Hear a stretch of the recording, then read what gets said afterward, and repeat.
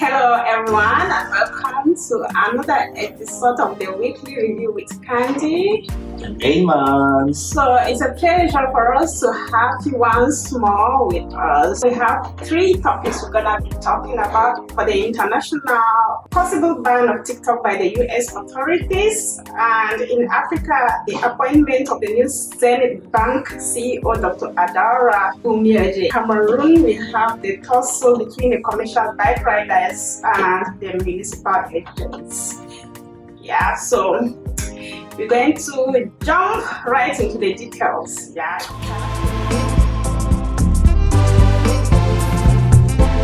Internationally, the possible ban of TikTok by the US authorities. This trouble between the US authorities and ByteDance, which is the parent company of TikTok. Yep. Yeah, and the US authorities are using this TikTok people of doing the espionage thing, like using American people's data and passing that information to their Chinese authorities. Yeah, because actually in the law of China, the Chinese government has the right to ask any company for any information. Yeah. So they are accusing the people of TikTok, the TikTok company, that they have the possibility of selling that information. And we both know that the US and China, they are like superpowers. Actually, there's even been a lot of reports that uses the phones to spy on people. TikTok can actually do that possible. Though in court, the authorities, they could not give any physical tangible proof. These superpower people, they don't play with anything that has to do with espionage. Yeah, back some time ago, during Donald Trump's tenure, he actually wanted, I think it was for the banning of TikTok, and wanting to cause, actually what they are imposing, that they should sell their company, let US have a major hold in it. Yeah. I remember in the US, there are over 170 million people who use TikTok, of which 7 million people are actually business people. Some of them depend entirely on TikTok for a living. And the influencer, the influencer, well. They say it brings about, is this 66 billion? I cannot remember the exact 66 billion in revenue to the US annually.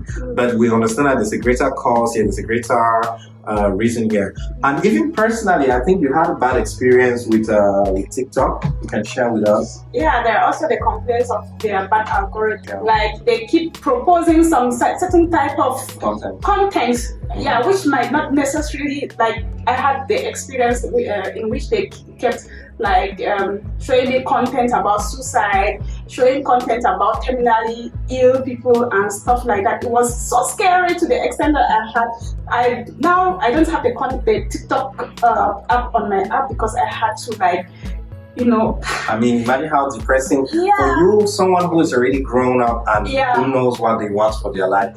I remember when the owners of social media platforms were taken to justice about the security issues. They say that TikTok had influenced sometimes, to some degree, people who do these gun killings in schools, and people who did 13-year-old boys who committed suicide and all of that. So it was due to the recommendation. So if you're a TikTok user and you don't know any better, like someone like me, I'm very, very particular about the kind of information I consume online. So like I looked at this and I said to myself, this is not normal. And when I sent it to some of my friends, they were like, wow, we have been hearing, but we have never seen this like physically, like what I was going through. It was very traumatizing. You would not even understand. So imagine a little child who has no guidance and who is like constantly on social media, and he or she keeps saying all of this things like with time you get like used to it, and you know what like staying on a particular post for some time can do to you. You get influenced by that, and you don't know the extent at which this influence can cause you to do some negative things to yourself. Some journalists who actually test, like they created fake accounts, 13-year-olds, 12, 13-year-olds, and they said from their feed they were receiving information about suicide, information about drugs, you see.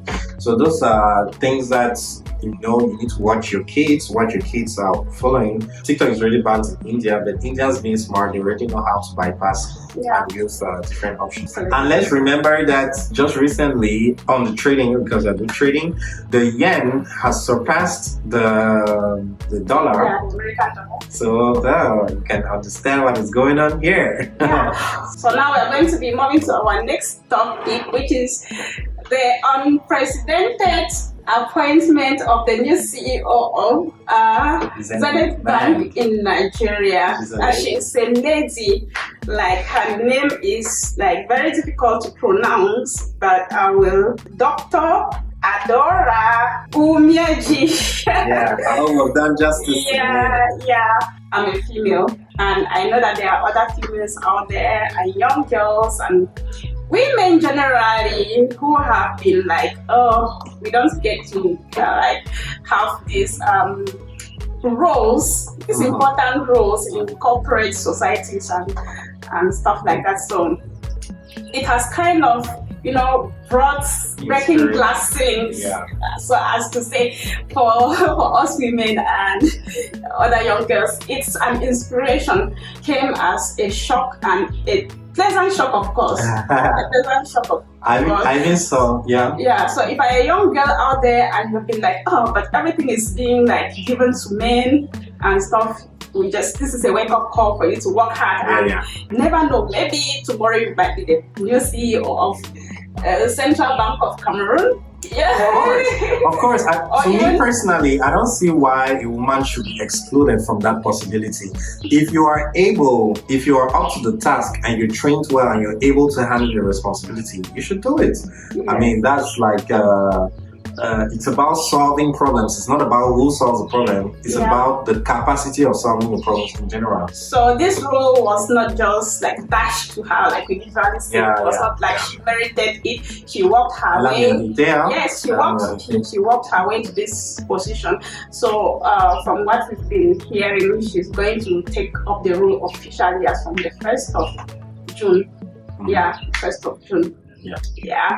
Donc, une femme a été nommée comme la dirigeante de Zenith Bank, et ça vient après tant d'années où les hommes ont toujours été les directeurs. Donc, c'est pour vous dire, vous les femmes, ladies out there, women, know that your voice counts, your capacity is not ignored. Donc, bossez et vous serez récompensé normalement. Yes, and also people might be wondering why we are talking about this particular bank. This Zenith Bank is one of the most biggest banks in Nigeria. I think the top 5. The top 5. The patriarchal society system, I saw some men reacting like, oh, they'll never go to that bank. Like, bro, seriously, is it the woman that is going to keep your money, or is the bank? It's the bank. The woman just runs the bank. So it doesn't change anything on your money. Will it add or subtract anything on your money? I don't think so. So I don't see why people should feel like, no. Talking about patriarchy, if you have a daughter and she grows up to become like the president of the country, it will be something to be proud of, something to celebrate. So I don't know why when it comes to other people, because this person is not your relative, and because I'm very sure these men complaining, this woman was their auntie or maybe sister. They'll have no problem. They'll have no problem. They'll have no problem. Okay, that was that for Africa.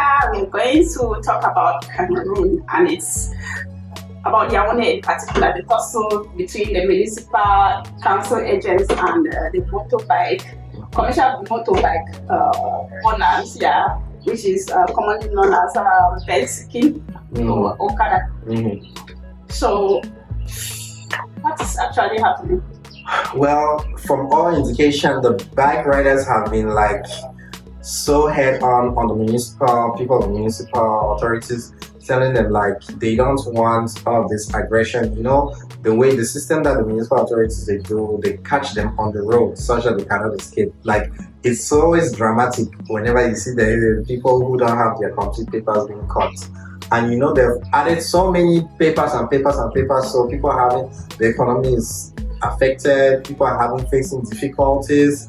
Price of fuel is up, so people are trying to react in different ways. Well, what can we really say? What can we really do?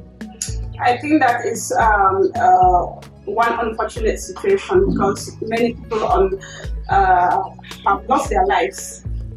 As of last week, I think it was the second deadly situation that happened when some of these agents of the municipal council had a wild chase, chasing down a bike rider with a passenger. Can you imagine? They don't care about the safety. Of these people, of the bike man himself and the passenger he was carrying. And while that was happening, there was an accident, a deadly accident, and I saw the pictures and I was like, wow. So this was not the first time. This is something that has been happening. But what the last week incident was like, wake up call. So these bike people, they have come together and taken a decision that if it's not the police, not the municipal police, of course, they don't want to catch any council agents doing any checks or doing any control, but because what they do actually is extort money from them. Yeah, it's basically these people are out there trying to look for food for their families. Yeah. School fees, and they pay taxes, and they're a very important part of the economy, so as to say. So when somebody leaves their house in the morning, he has not even worked for up to an hour or two, and then you arrest them. You arrest that person and you're asking for a huge amount of money.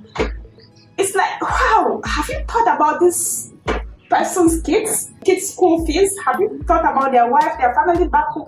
Do they even have food to eat? You don't just expect this person to just it's true that some of these riders can be very recalcitrant. Yeah, at times. Yeah, we know that. But the situation should not go to the extent where you have people being killed, deaths that were avoidable. Yeah. It shouldn't go to this extent. So rest in peace to. Nous disons repose en paix à ceux qui ont été victimes de l'accident avec le camion qui s'est versé, qui a tué le passager avec le motoman. Donc some calm has returned somehow, and we are still observing the situation, at least for now. Yeah. So we are praying that the agents should be more considerate. Times are hard out there for everybody. It's a pity. Well, that was it for this week. We're gonna be closing and sending a shout out to our brother Kosi. People want music that works. That's why we are with Kosi. Those who are saying, no, Kosi did a rhythm that is a Nigerian rhythm, but what do you expect? It's music that sells. If you want to do traditional music, maybe the Bangi style or I don't know, the Naughty style, do it. But if you're going to be a pop artist, someone who does music that sells, then you need to do something that is worth it. So we're popping this in celebration of the show, the AAYMOND and Candy weekly review. And remember, we are dressed by Apôtre de la mode, l'ancien vestimentaire at Givance, makeup by Glam Touch, makeup and hair by Glam Touch. And Ray Studios on the video. So we're gonna pop this champagne because, as we do on every of our episodes, remember you can meet us if you want to sponsor. Let me hide the mark. I'm not doing publicity. They have not paid us for publicity. So if you want to sponsor in any way, feel free to meet us and we shall tell you what needs to be done. So we do this to celebrate life.